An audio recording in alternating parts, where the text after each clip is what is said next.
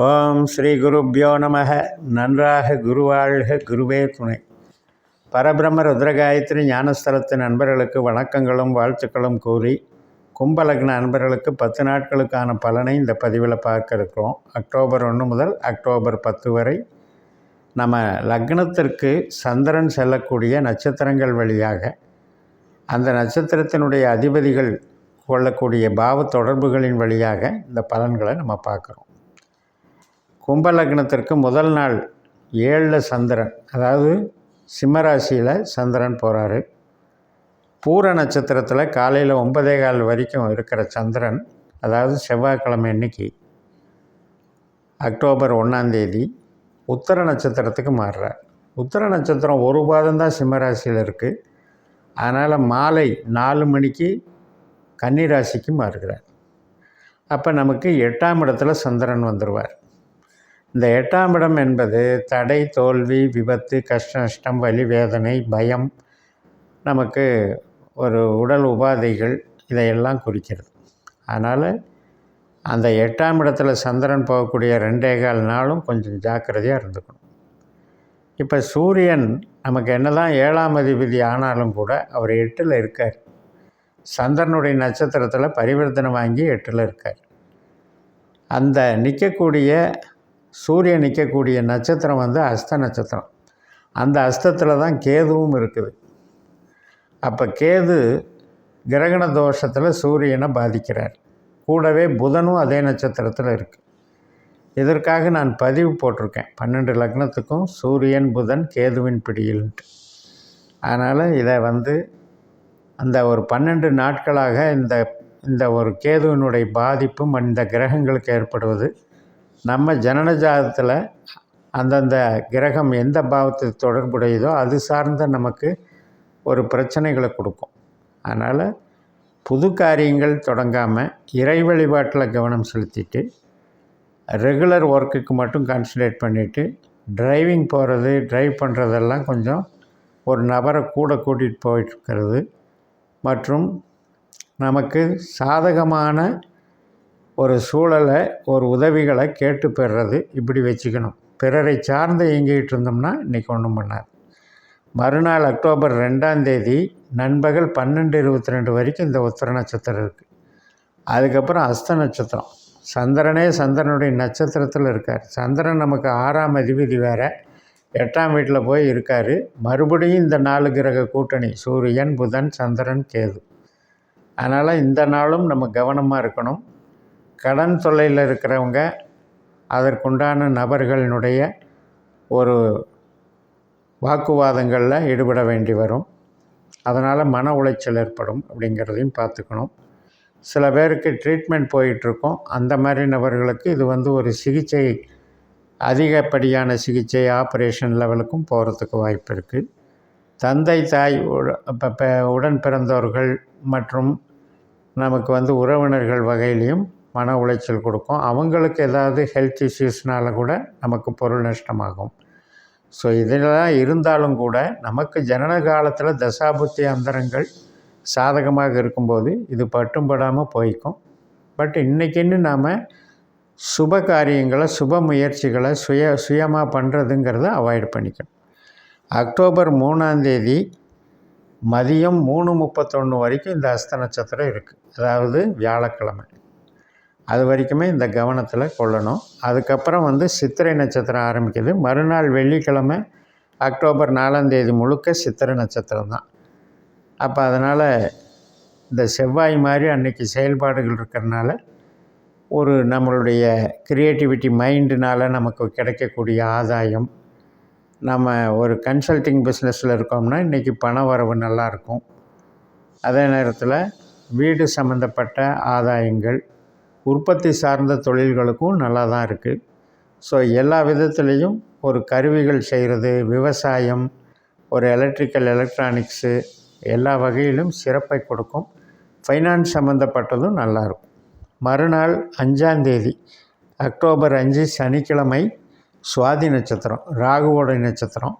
நமக்கு ராகு 2ல் இருக்கார், மீனராசியில் சனியோட நட்சத்திரத்தில் இருக்கார். அப்போ சனி நமக்கு லக்னத்தில் ராகுவோட நட்சத்திரத்தில் இருக்கார். இந்த சனியும் ராகுவும் சார பரிவர்த்தனை வாங்கியிருக்குது. இதுக்கு 12 லக்னங்களுக்கும் தனித்தனி பதிவுகள் போட்டிருக்கேன். அதில் 85 நாட்களுக்கான பலனை கொஞ்சம் பார்த்துக்கோங்க. இப்போ இந்த அன்னைக்கு நமக்கு என்னென்னா வரவுக்கும் செலவுக்கும் சரியாக இருக்குது.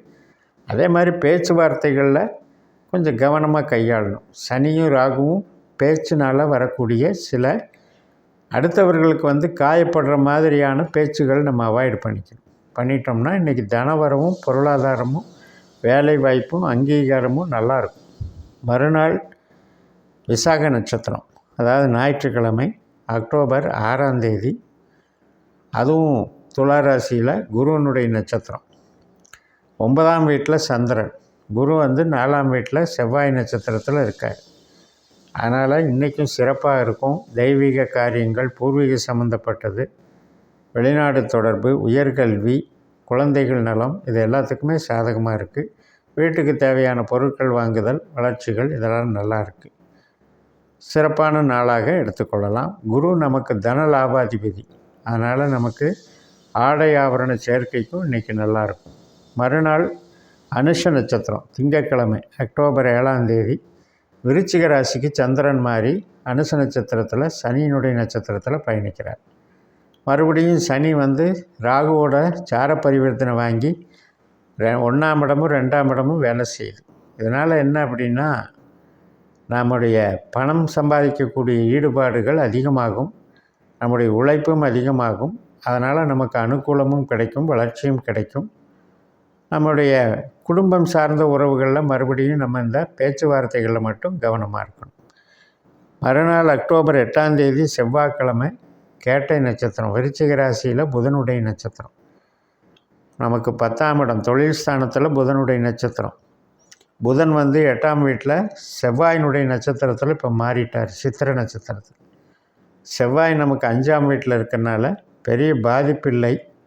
நல்லபடியாக நமக்கு உழைப்புக்கேற்ற உரிமைகள் கிடைக்கும். அதே போல் கொஞ்சம் வேலை இல்லாமல் ஃப்ரீயாக இருக்கிற மாதிரியும் ரிலீவ் ஆகிற மாதிரியும் சில பேருக்கு நடக்கும். குழந்தைகள் சம்மந்தப்பட்ட நல்ல நிகழ்ச்சிகளும் சாதகமாக இருக்கும். பேசிக்கலாகவே 8இல் இருக்கிற புதன் அப்படிங்கிறது தன்னுடைய சொந்த வீட்டில் இருக்கார். ஆனால் செவ்வாயினுடைய நட்சத்திரத்தில் இருக்காருங்கிறனால நமக்கு செவ்வாய் தொழில் கிரகம் அப்படிங்கிறனால தொழில் சார்ந்த நடவடிக்கைகள் சற்று அலைச்சலை கொடுக்கும், அவ்வளோதான். ஆனால் நன்மைகள் நடக்கும். அடுத்தது அக்டோபர் 9ஆம் தேதி புதன்கிழமை மூல நட்சத்திரம். நம்ம லக்னத்துக்கு 11ஆம் இடமான லாபராசியான தனுசு ராசியில் கேதுனுடைய நட்சத்திரத்தில் சந்திரன் போகிறாரு. கேது நமக்கு 8ஆம் வீட்டில் சந்திரனுடைய நட்சத்திரத்தில் போகிறாரு. இந்த கேதுவும் சந்திரனும் நட்சத்திர பரிவர்த்தனை வாங்கிக்கிறாங்க. அதனால் பெருசாக ரிஸ்க் எடுக்கிற காரியங்களை இன்றைக்கி பண்ணாமல் விட்டுறணும். நார்மலாக செய்யக்கூடிய உழைப்பு நமக்கு நன்மையை தரும், அதில் ஒன்றும் பிரச்சனை இல்லை. ரொம்ப ஹை கிரேடு எதிர்பார்த்து அதில் ஏமாற்றம் அடைய வேண்டாம். அதனால் அதிகப்படியான ஒரு அசால்ட்னஸ் இருந்ததுன்னா இன்றைக்கி கொஞ்சம் நம்மளுக்கு மேலதிகாரிகள் மூலமாக ஒரு சிறு விமர்சனம் வருவதற்கு வாய்ப்பு இருக்குது. மறுநாள் அக்டோபர் 10ஆம் தேதி வியாழக்கிழமை பூராட நட்சத்திரம். தனுசு ராசியில் சந்திரன் நமக்கு லாபராசியில் சுக்கிரனை போல் செயல்படுகிறார். சுக்கிரன் நமக்கு 9ஆம் இடத்துல இருக்கார், பாக்கியஸ்தானத்தில் இருக்கார். அதனால் இன்றைக்கி நமக்கு நினைச்சபடி செய்திகள் வர்றது, நல்ல செய்திகள் வர்றது, வளர்ச்சிகள், அதே மாதிரி உறவுகள் சார்ந்த விஷயத்தில் சந்தோஷங்கள், நம்ம புதுசாக பழகிட்டு இருக்கிற நபர்கள் அவர்களால் ஏற்படக்கூடிய ஒரு மகிழ்ச்சி, இதெல்லாம் நமக்கு நடக்கும், நல்லாயிருக்கும். பூர்வீக சம்மந்தப்பட்ட சொத்து பத்து கிடைக்கிறதுக்கும் உண்டான வாய்ப்புகளும் இன்றைக்கி சாதகமாக நடக்கும். அதே நேரத்தில் தெய்வ அனுகூலம் மூலமாக நமக்கு ஏற்படக்கூடிய நன்மைகளும் இருக்கும். 4ஆம் இடத்துல இருக்கிற குருவனுடைய நட்சத்திரத்தில் தான் சுக்கிரன் இருக்கிறார். அதனால் வீடு சம்மந்தப்பட்ட காரியங்கள், வாகன சுகம் மற்றும் வீட்டுக்கு தேவையான பொருட்கள் வாங்குதல், இதுக்கெல்லாம் சாதகமாக இருக்கும். உறவினர்கள் வழியும் நமக்கு மகிழ்ச்சியும் இன்பமும் ஏற்படும் என்று கூறி நிறைவு செய்கிறேன். இந்த சேனலை சப்ஸ்கிரைப் பண்ணி ஷேர் பண்ணுங்கள். உங்கள் தனிப்பட்ட ஜாதக பலாபலன்களை என்னுடைய வாட்ஸ்அப் நம்பரில் தொடர்பு கொண்டு பலன் பெறுங்கள். உங்களிடமிருந்து விடைபெறுகிறேன். உங்கள் ஜேஎம்எஸ். நன்றி, வணக்கம்.